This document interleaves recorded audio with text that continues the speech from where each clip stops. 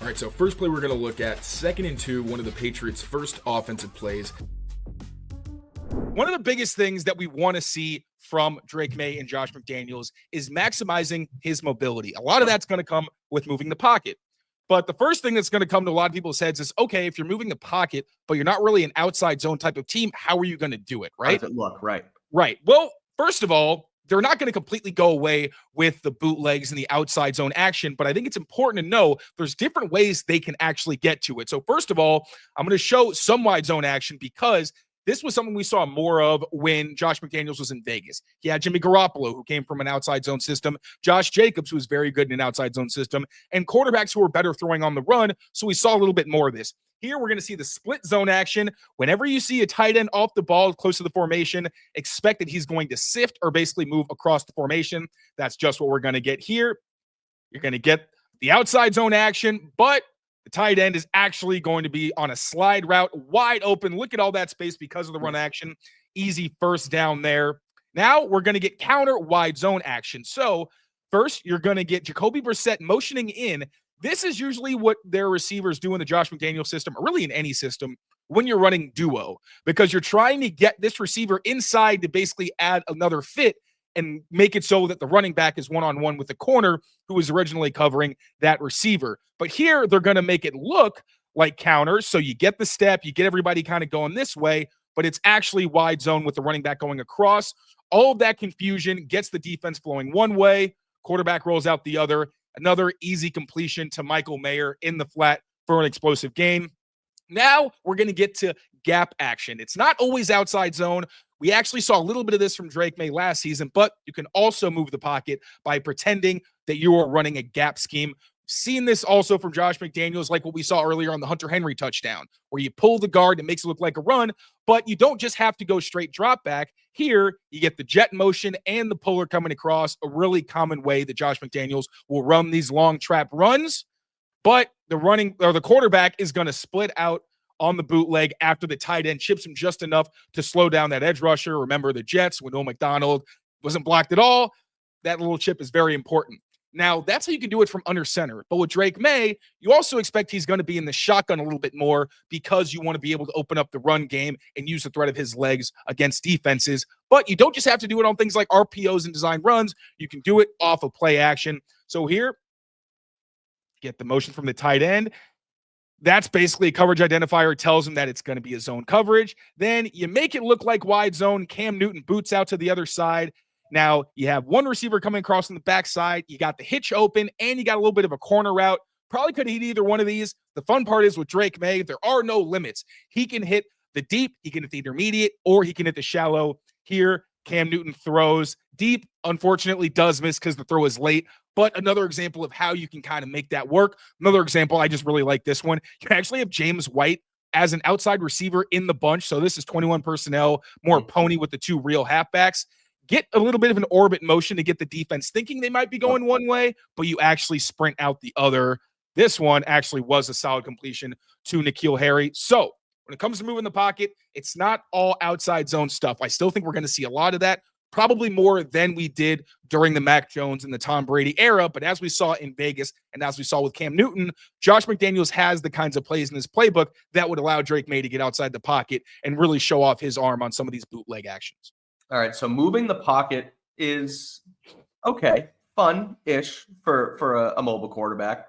The fun stuff is using him as a real runner. And that's when we went into this talking about this show prep. Tayler texted me and said, what's one thing you most want to see with the Drake Maye, Josh McDaniels film? And I said, running the damn football with the quarterback. He mentioned it on the show with Julian Edelman about, is he going to be a Josh Allen or is he just going to be a pocket passer? And we saw that Drake Maye can use his legs. 421 rushing yards in his rookie season, 7.8 yards per carry, 2 touchdowns. I was just doing some quick research. Now, the numbers ended up going down, but at one point this season, he had the second most rushing yards per attempt in a first season behind only Michael Vick. So, and that included running backs too. So Drake was scampering for a while. They dialed it down a little bit, as we know, down the stretch. But this dude can run, and I think Josh McDaniels is going to take advantage of it. And I think, Tayler, you do too. So how can they do it? How are they going to use this guy's legs to benefit the rest of their offense? Yeah, I didn't really talk about scrambling in this video because a lot of this is Josh McDaniels and scrambles are outside of structure, but a fun stat. So almost all of those yards you mentioned came on scrambles. Fair. Drake Maye led the NFL with like 395 scrambles from the time he started to the end of the season. I think Jaden Daniels was second with 380. You know who's third? Justin Herbert with like 295. Wow, okay. They were the only two quarterbacks over that span with 300 scramble yards, and Drake had almost 100 more than the next closest player. Wow. Absolutely insane. Ridiculous. So, yeah, clearly this kid can absolutely scoot, but we're hoping that next season we'll see a little bit more of it in structure on these kinds of designed runs. So first, we're going to go over a couple of runs where there's not an option involved. This is just the quarterback straight up getting the ball. And remember, when Josh McDaniels had Cam Newton, he took a ton of the run concepts that Cam Newton used in Carolina, brought them over and applied them to the Patriots. Pretty incredible he did it, especially since Cam Newton got there late. But when I tell you they emptied the kitchen sink, we're talking speed option, pistol, like they were running a little bit of everything. I wanted to show you everything, and I will later. But first, let's look at a few of the runs that we know Drake Maye can execute from his time in college and the league. So in the league, we saw that he can go out on sweeps. This is something you see a lot against man coverages and short yardage, goal line, or something, or red zone situations. Yeah. We know that Josh Allen uses it a ton against the Patriots. Drake Maye has experience running it at UNC. And so does Cam Newton when he was with the Patriots. Another sweep running right behind Big Mike Nwenu, who doesn't need to block anybody because he's just hanging out in space. Just hanging out in space because that worked so well. Another one, you don't really want to run Drake up the middle very much. I understand that. But there are going to be some looks where the risk isn't that high and you want to give the defense different things to think about, especially if it's like 3rd and 2 or something and you empty out the backfield and the defense is giving you a wide open look. So the draw play, make it look like you're going to pass, have the running back lead the way, go behind him. Drake Maye, not just a scrambler, he's a true ball carrier. He's a big guy, so if you try to tackle him high, he can run out of it. And as we know, he can also fight through contact. We've seen the same play with Cam Newton. This one was really cool because this was that go-go formation they used a lot this season where you have basically an I, but it's off to the side with the quarterback off in his regular spot in the shotgun. And instead of then pitching it out to the running back, you have Jakob Johnson leading the way, basically a quarterback ISO. Little delay from Cam Newton. He sticks his shoulder down, and as big as he is, he rumbles into the end zone. Again, you want to be careful doing this with Drake, but if he puts on a little bit more muscle in the offseason, he's already a big guy, but more body armor, I'd be for it. Now we get to more of the read option. The most simple, straightforward version of the read option is the zone read. Just inside zone, quarterback reads the unblocked defender, decides whether to keep it or whether to hand it off to the running back. And it was the first time we actually saw Drake keep it on a designed run. Von Miller completely bites in a short yardage situation. I think this was 4th and 2. Drake keeps it, moves the chains there. Now, we've also seen plenty of zone read back in the Cam Newton days. Here he uses it against the Chargers. Joey Bosa bites inside. Second-level defender can't get to Cam. Big play, easy first down. Now, gap read. This is where it gets a little more interesting because what makes it even harder to defend a quarterback read option is when you have pulling guards because defenders are taught, especially at the second level, oh, I see a pulling guard. I follow that guy because he's going to take me to the ball. But when the quarterback or the running back can keep it, you don't know if that puller is taking you to the right spot. So here we're going to see an option where now the Bills usually pull their tackle. The Patriots more pull their guards because their tackles are typically bigger guys. It's a little bit further way to go, but Deion Dawkins is a beast. Here, the pull and the running back are going the same way. Josh Allen's going to read the defender. He's flying downhill. So because second-level defenders, what did I say? Flying to the hole. No one even considers the fact Josh Allen might keep it. He gets a huge scramble right down the pipe. Now, another play that we've actually seen with Cam Newton. Pull Joe Tooney. He's going the same way as James White. Blitzer doesn't respect the fact that Cam could possibly keep the ball. Explosive run, isn't even touched until he gets near the sideline. Now, where it gets interesting is when you get bash action. Bash just means back away from the puller. So now the pullers are actually leading the way for the quarterback instead of the running back. And this is what can really drive defenses crazy, especially if you mix in some motion. So once again, Josh Allen is looking this way like he's reading this unblocked defender, and he is, but he also knows that if he keeps it, there's a puller backside leading the way for him. And then you'll see the tight end, instead of keeping this guy unblocked, there's a little influence block to make him think that he's being engaged, but he's just making time for the tackle to get there. Tight end gets to the second level. Josh Allen is able to run into the end zone again, barely even touched. Now, Cam Newton running the same counter bash concept. Puller is not going towards the same side as the running back. He's going to the quarterback.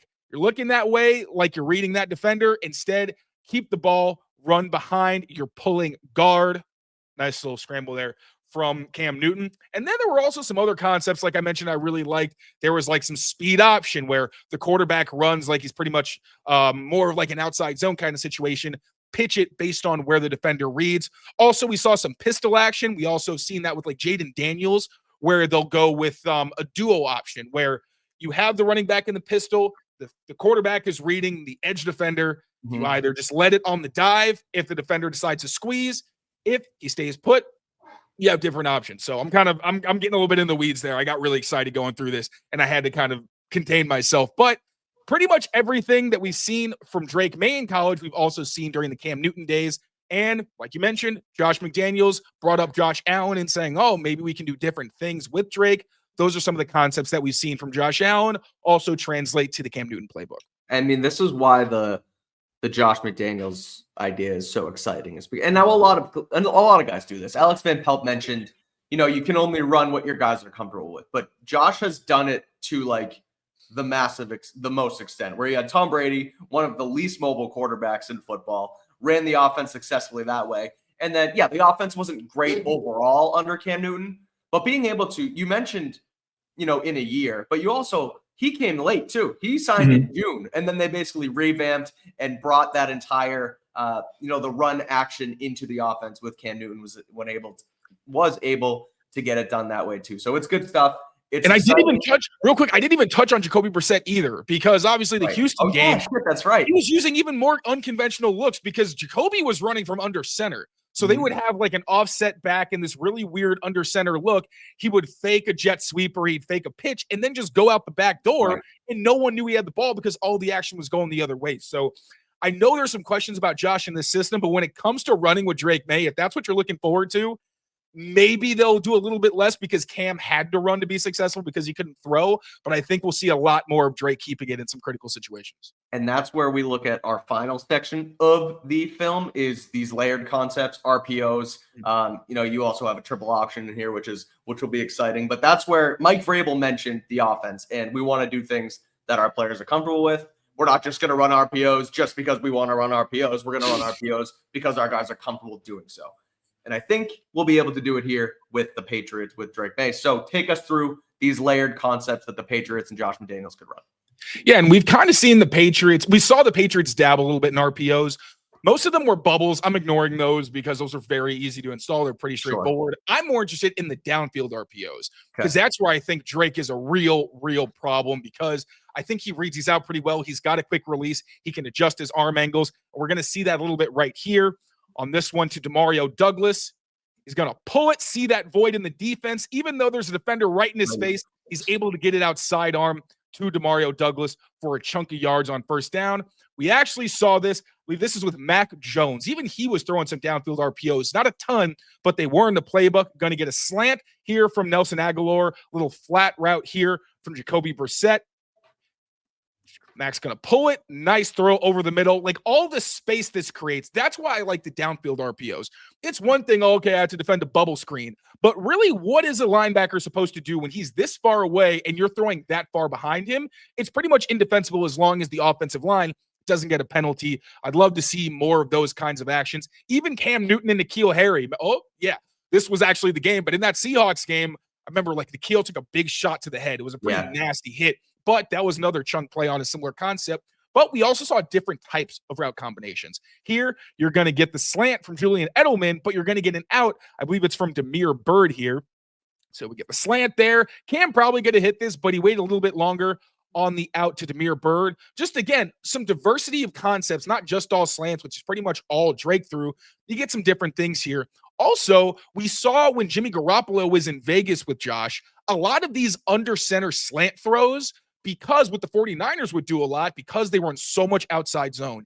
teams knew it and they started to anticipate it, backside defenders would start to get greedy. The way they would punish that, especially from under center, because you're not really expecting an RPO. Not a lot of teams run them. And if they do, it's like a smoke screen. So what they do is line up in an under center outside zone look. This defender kind of biting just a little bit too much, creates that void for Devontae Adams right behind him. Explosive play for number 17. Would love to see more of those. I know the Bills use a ton of those, so I'd like to see those incorporated a little bit more. But also the triple option, where you completely maximize your quarterback's ability to punish the defense. You can either say, oh, I'm going to go to the bubble screen right here and capitalize on a number advantage, which he absolutely could have. Or he can say, I'm going to read this side of the field, because with these nub formations, or when the tight end is the only receiver to one side, when you don't see anybody to this side of the field, it's basically the offense saying, hell yes, we're faking this run. He has the option to hand it off, but because there's no one really outside, Josh Allen is most likely going to win this battle. So we're going to see bubble screen to the bottom, but he's not looking there. He's reading this defender. The guy crashes. Josh Allen has plenty of space to work with. Run in the end zone, big boy. And you know where we've seen that before? Cam freaking Newton, same concept. You have the detached or nasty split from the bunch. You get the bubble screen, and then you're going to get the tight end isolated. Although in this example, Ryan Izzo, it was so weird watching this, by the way, because Ryan Izzo moves so much, or not Ryan Izzo. Oh my God. Oh yeah, it is Ryan Izzo. It was Ryan Izzo. Yeah. I wanted to make sure I wasn't saying Larry, but he moves so much differently than Hunter Henry, because he's a little more stiff by the time he got to New England, and Ryan Izzo was a little looser. So I'm looking at this. I'm like, damn, Hunter Henry looks a lot different, but I forgot different 85. Not him. But exact same type of idea. Zone read here. Joey Bosa bites down too far. Defender takes forever to read it. Get a lot of space to the outside. And because we know that Drake Maye has the speed to get to the edge on these types of concepts, because although this isn't actually a triple option, I think he just doesn't like the slant window. Says, you know what? That's fine. I'll just keep it, tuck it, and then I'll get to the edge myself. So Drake Maye, we know, has more than enough speed to get outside, to punish guys with his athletic ability. So I'd like to see the layers where he can pass it, he can run it, he can hand it off. I just want to see on a consistent basis, even the handoffs, like Kendrick Bourne was a massive gadget player for them on reverses, end arounds, sweeps, and things like that. So I just want a type of offense where if the offense is on schedule on at least 40-30% of the plays, everything is on the table. The defense doesn't know if Drake Maye is going to keep it, if it's going to be a running back, if it's going to be a skill player, what have you. That's what, to me, is truly maximizing this offense.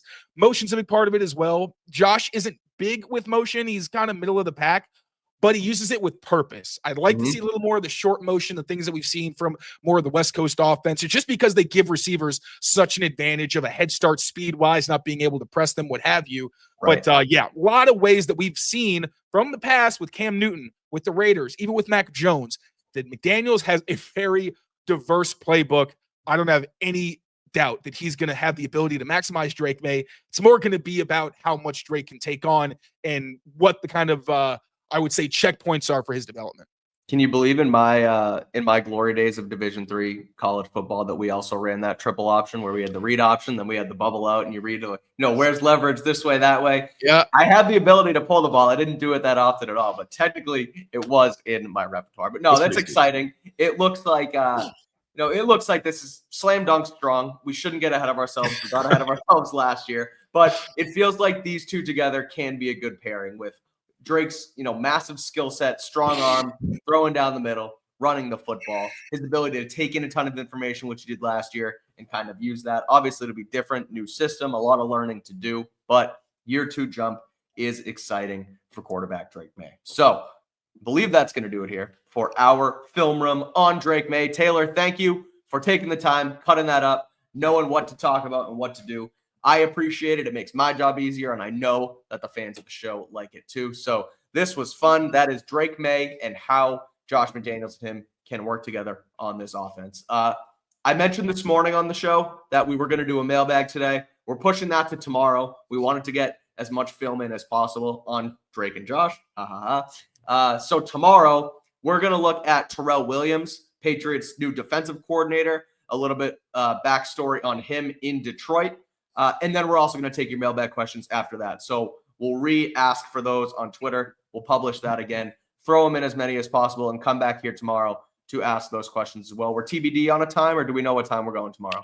I believe 5:30. Okay, look out for 5:30. If it changes, head over to Twitter, and we will keep you guys updated on that. We'll keep you here updated on the channel as well. So thank you for working with us as we continue working through this Patriots offseason. We always appreciate you watching. So until next time, take care of yourselves. Take care of – I need to find the outro before I do this.